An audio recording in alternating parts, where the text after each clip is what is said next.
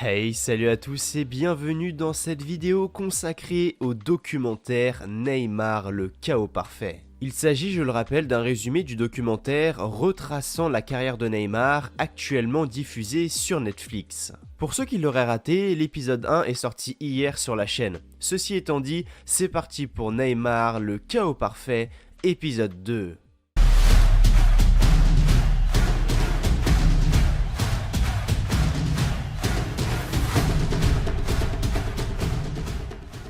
L'épisode commence du côté de NR Sports avec le père de Neymar nous disant que Neymar est le plus grand footballeur de sa génération. Il est en constante évolution, non seulement en tant que personne, mais aussi en tant qu'athlète et qu'ils sont tous là pour le soutenir. Minute après minute, heure après heure, il ne peut pas l'abandonner. Car s'il l'abandonne, il sera corrompu ou manipulé par quelque chose car c'est quelqu'un de très naïf, ce qui pourrait donc affecter sa carrière d'athlète et que si cela venait à se produire, tout ce qu'a réalisé NR Sports tombera à l'eau. De retour en 2013, au sein du Camp Nou, Neymar dit que lorsqu'il est arrivé à Barcelone, c'était comme un rêve. Tout avait changé. Son père dit que Neymar était encore jeune et qu'il n'avait aucune expérience à l'étranger. Et lui aussi d'ailleurs, mais qu'ils ont appris petit à petit. Neymar pénètre alors dans le stade pour sa présentation et arrive face à toute l'équipe du FC Barcelone. Il nous explique donc qu'à ce moment-là, il s'est dit « Je connais ces types-là qu'à travers les jeux vidéo, moi. J'avais l'impression d'être dans ma PlayStation. J'arrivais pas à croire que j'allais jouer avec ces gars-là. » Nous voyons ensuite plusieurs extraits nous montrant les débuts compliqués pour Neymar au FC Barcelone, où ce dernier raconte que ça a été difficile de s'adapter au jeu du Barça, car tout est différent, la façon de jouer, les tactiques, bref tout. Il décrit même les joueurs européens comme des joueurs incroyables et effrayants. Il nous révèle même qu'après un match face à Bilbao, il s'est mis à pleurer dans les vestiaires. Messi dit donc que ça l'a surpris de voir Neymar pleurer. Il est alors allé le voir pour lui demander pourquoi il pleurait. Neymar lui a dit qu'il pleurait car il ne jouait pas son vrai jeu et qu'il ne se sentait plus lui-même. Messi dit qu'il a donc essayé de le calmer et de le réconforter en lui disant de ne se soucier que du football car il était dans une situation difficile à cause de la façon dont les gens parlaient de lui et de toutes les attentes qu'il avait générées après ses exploits à Santos et qu'il avait un poids énorme sur ses épaules qui l'empêchait de lâcher prise. Neymar dit alors que ces mots l'ont réconforté et que c'était le soutien dont il avait vraiment besoin et qu'à partir de ce moment-là, il a commencé à se sentir plus léger. Nous voyons donc ensuite plusieurs extraits de buts et de passes décisives délivrés par Neymar au sein du FC Barcelone, conclus par des performances de grande qualité. Nous nous envolons ensuite au Brésil pour la Coupe du Monde 2014. Rey dit que de jouer une Coupe du Monde au Brésil, dans la nation du football où la passion pour ce sport est absolument immense et où gagner est une obligation culturelle, est une pression folle.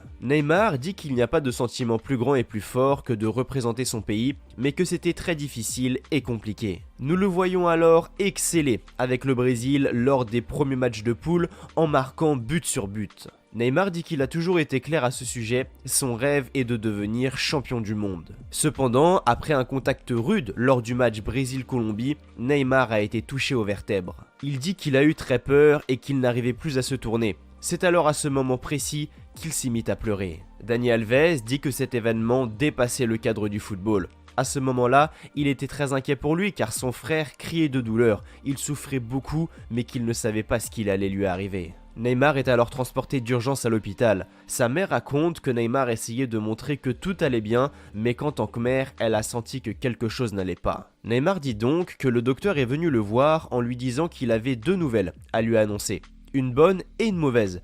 Ce dernier lui demande « Je commence par laquelle ?» Neymar dit « Bah la mauvaise. La mauvaise, c'est que la Coupe du Monde est finie. » Neymar répond « Ah, et la bonne ?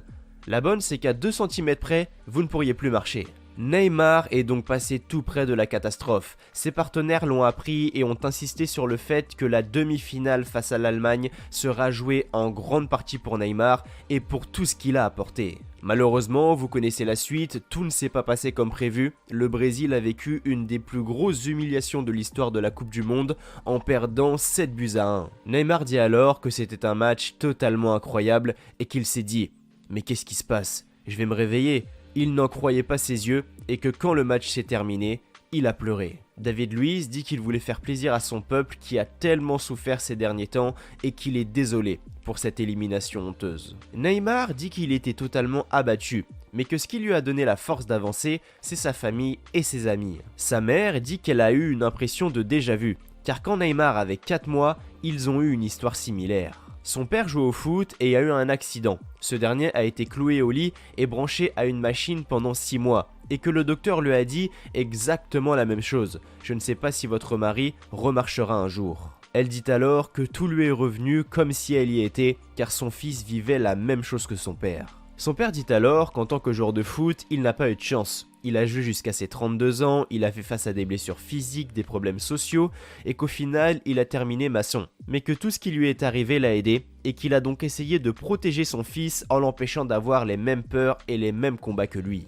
Un journaliste lui demande alors comment arrive-t-il à séparer son rôle de père et celui d'agent. Il répond qu'honnêtement, il n'y arrive pas, et qu'il l'a payé au prix fort étant donné qu'à cause de ça, il a perdu sa famille, mais qu'il ne regrette rien. Neymar dit que son père a le don pour tout mélanger, et qu'avant ils avaient plus cette relation père-fils, mais que maintenant ils sont un peu plus distants. Ils se parlent toujours bien sûr, ils ont une excellente relation, mais que ça a un côté plus professionnel.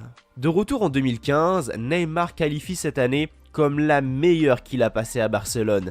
Il dit que c'était spécial car son groupe était fantastique. Suarez dit qu'en arrivant à Barcelone, ils ont eu la chance qu'aucun de trois ne se pense meilleur que les autres. La MSN était donc au sommet de l'Europe, les matchs s'enchaînaient et les buts aussi. À cette époque, tout le monde les qualifiait d'inarrêtables, possédant l'attaque la plus redoutable de tous les temps, leur permettant de remporter le championnat d'Espagne. Messi décrit cette année comme spectaculaire, et que tout ce qu'il s'est passé était impressionnant. Nous nous retrouvons ensuite plongés au cœur de la finale de la Ligue des Champions 2015 opposant le FC Barcelone à la Juventus, où Neymar inscrira le dernier but du match, leur permettant d'être sacré champion d'Europe pour la 5e fois. Son ancien coach, Luis Enrique, dit que cette saison a été spectaculaire pour Neymar et qu'il a réalisé une année record d'un point de vue des chiffres, prouvant que le FC Barcelone possède la meilleure équipe d'Europe.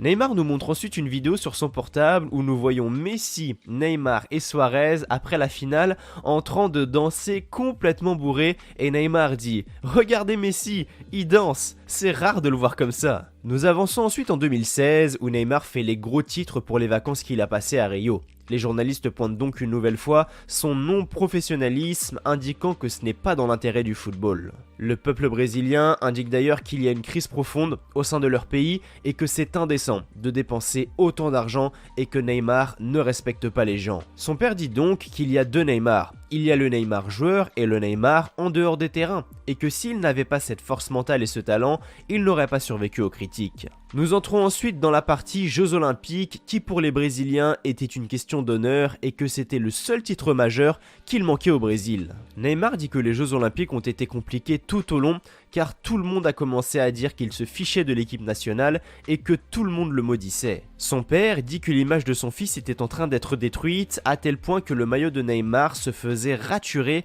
mais qu'il n'a rien lâché. Nous nous retrouvons donc au cœur de la finale des Jeux Olympiques 2016 opposant le Brésil à leur vieil ennemi l'Allemagne.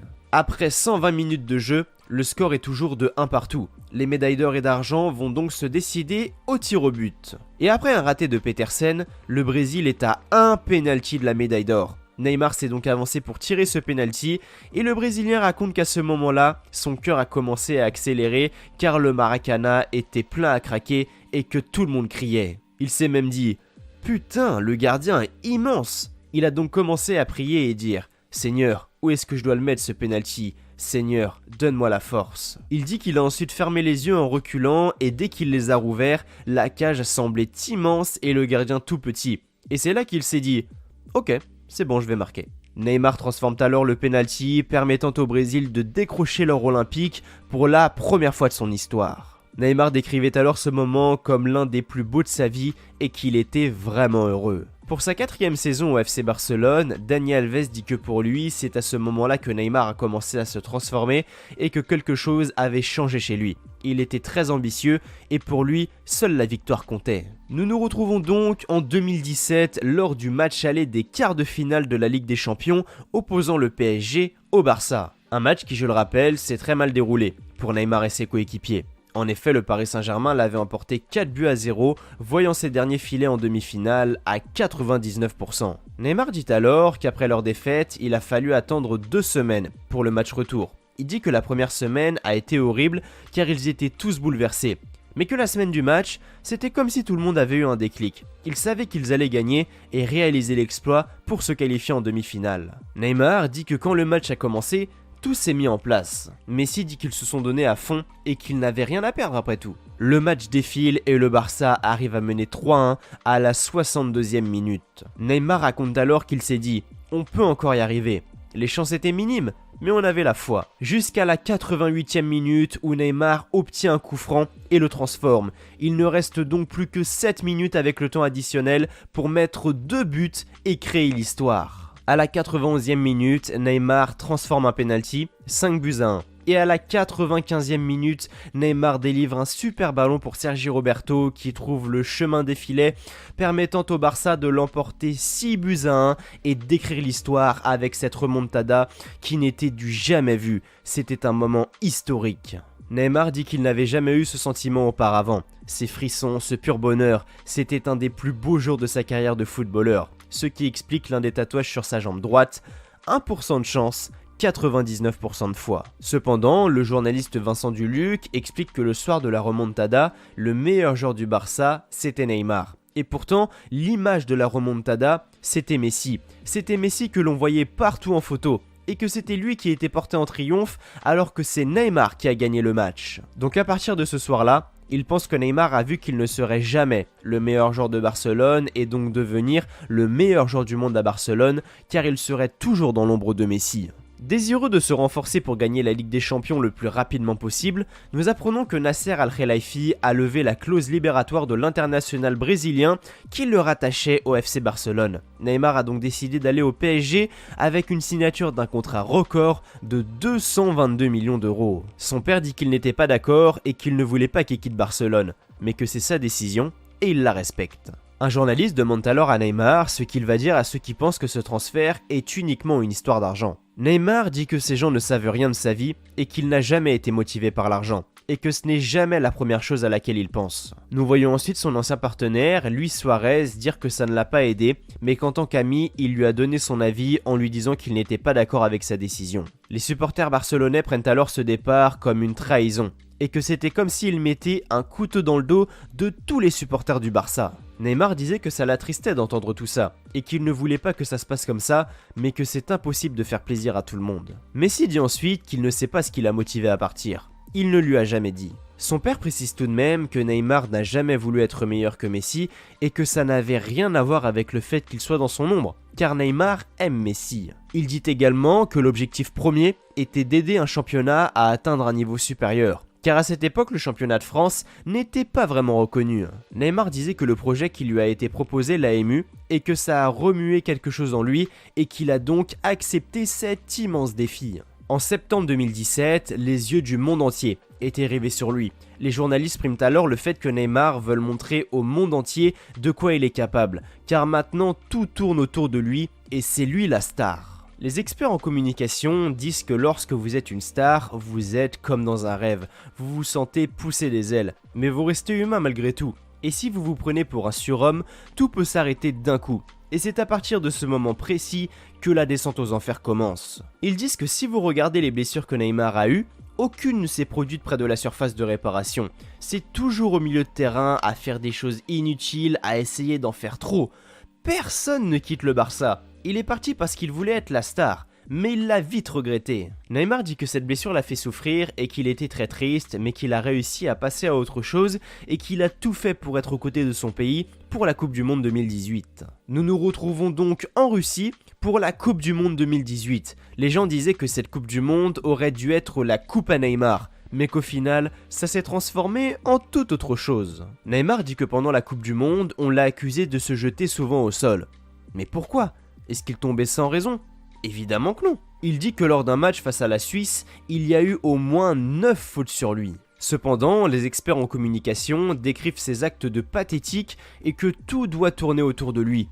Dès lorsqu'on le frôle, il se met à crier, pleurer et à se rouler par terre encore et encore. Ils disent qu'il est devenu ridicule alors qu'il devait briller. Nous nous retrouvons ensuite lors des quarts de finale de la Coupe du Monde opposant le Brésil à la Belgique. Neymar dit que lors de ce match, lorsqu'il est arrivé sur le terrain, son dos était complètement bloqué et il n'arrivait pas à bouger correctement. Les gens disent que c'était l'occasion pour lui de passer à un niveau supérieur. Mais au contraire, il n'a fait que régresser, mettant fin à l'aventure brésilienne en quart de finale au sein de cette Coupe du Monde. Neymar dit alors que ça a été une des défaites les plus douloureuses qu'il a jamais vécues et qu'il ne voulait ni parler ni voir personne car tout lui faisait du mal. Et comme si ce n'était pas assez, rebelote, il se reblesse au pied, l'éloignant des terrains pendant plusieurs mois. Neymar continue de faire les gros titres pour les mauvaises raisons, comme lorsqu'il a agressé un fan avec un coup de poing au visage, ou bien parce qu'il a écopé de 3 matchs de suspension après avoir insulté un arbitre, ou encore parce qu'il était accusé de viol à Sao Paulo.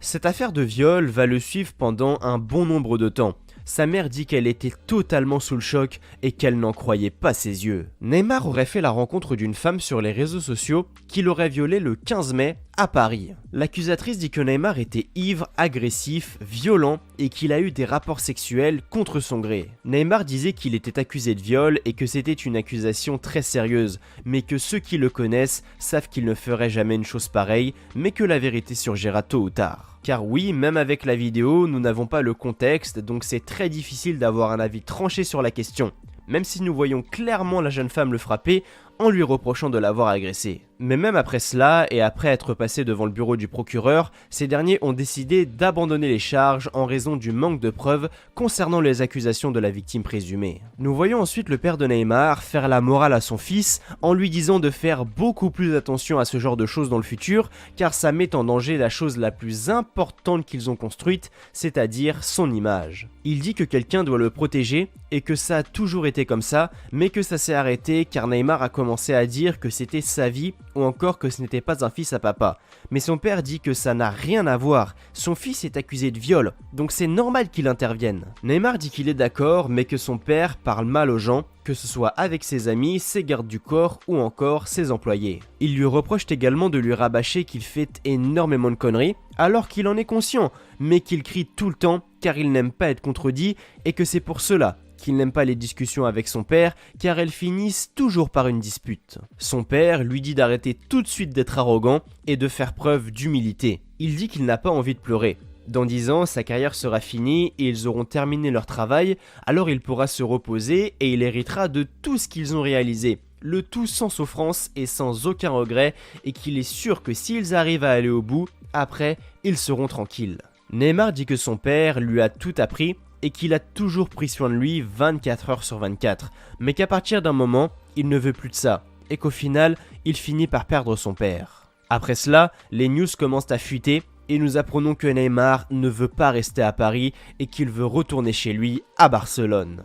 Neymar dit que maintenant, il va mettre le pied sur l'accélérateur et dire qu'il emmerde la vie des gens et qu'il vit dans le présent. Dans le prochain épisode, nous verrons donc toute son épopée au sein du Paris Saint-Germain, que ce soit du moment où il fait part de son désir de quitter le club jusqu'à la finale de Ligue des Champions.